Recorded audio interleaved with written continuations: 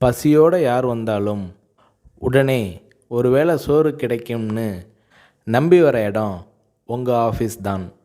பசி பட்டினின்னு கிடந்து வந்த ஆள் இதை பண்ணுறாருனா சரி. நீங்கள் வசதியான வீட்டில் வளர்ந்து வந்தவர்.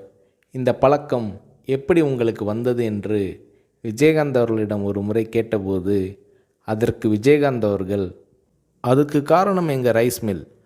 மதுரை மில்லில் நான் இருந்தப்போ வேலையாட்களை கவனிப்பேன். ஒரு தூக்கு சட்டியில் சோறு இருக்கும்.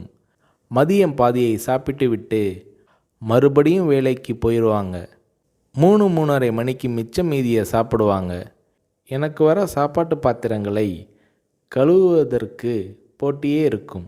காரணம், அதில் பாதி சாப்பாடு மிச்சம் இருக்கும்.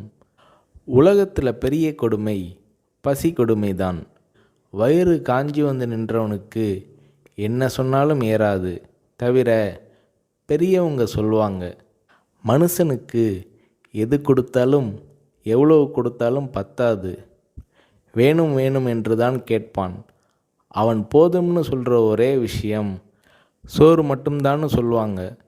அது என் மனசில் பதிஞ்ச விஷயம். என்னால் கொடுக்க முடியுது, செய்கிறேன். நான் சம்பாதிக்கிறது மக்கள் காசு. என் உழைப்புக்கு அதிகமாகவே ஊதியம் தராங்க.